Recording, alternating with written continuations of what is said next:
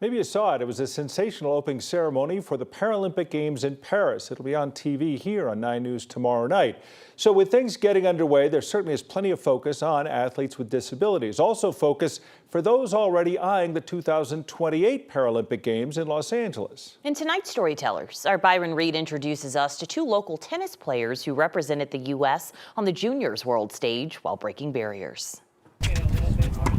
Tennis takes focus and control. It's definitely one of the easier looking hard sports, if that makes sense. Yeah, that's good. It's a sport where both skills come into play. For 17-year-olds Tomas Majetic and Sabina Czauz, it's been amazing. The game became part of their lives during the pandemic.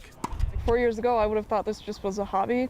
I wouldn't go anywhere, and then it's insane how far I've come. It's a huge part of my life, if not it's definitely the biggest part of my life, and my life kind of revolves around it at this point. Both Tomas I was born with spina bifida. And Sabina, they kind of narrowed it down to neuropathy. were born without the ability to fully use their legs. I can walk a little bit, but it's never been a big impact in my life because I had amazing friends that would always include me in everything. Obviously, it's impacted my life, but at the same time, outside I live a pretty normal life.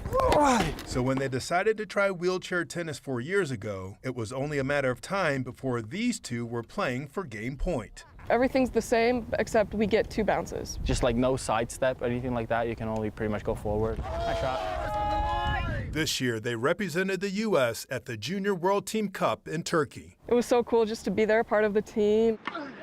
They focused on a feat that hasn't been accomplished in the past 7 years. We won World Team Cup this year. It was concentration that resulted in a first-time milestone in Sabina's tennis career. People's first time in World Team Cup, they don't tend to play maybe 1 match and that's it. And then I played 4 and I was like, that's crazy. Sabina and Tomas got the chance through the United States Tennis Association and the USTA Colorado, 2 groups that promote tennis growth by helping youth with disabilities learn how to play. Without those organizations, we don't have a sport. Without those organizations, we don't have the opportunities to play. We don't have the opportunities to do outreach to find these kids. Nice. Kendall Chitamber is one of their coaches who helped introduce them to the sport 4 years ago. And now they've both played at the US Open, one of the Grand Slams. I would love to see them continue to go to the other Grand Slams, Wimbledon, the French Open, the Australian Open. It's incredible to see the levels of development that has been provided for these kids. And now I would love to see us all go back to the grassroots because there are a ton of kids out there that are waiting for getting involved with something like this.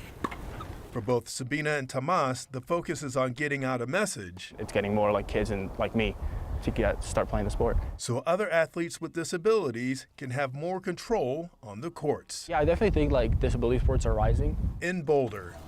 Now we got everything basically that able bodies have, and it's really amazing. Byron Reed, 9 News. That is sensational tennis, and look forward to seeing the impact it does have on more and more people taking it up through the disabled levels as well.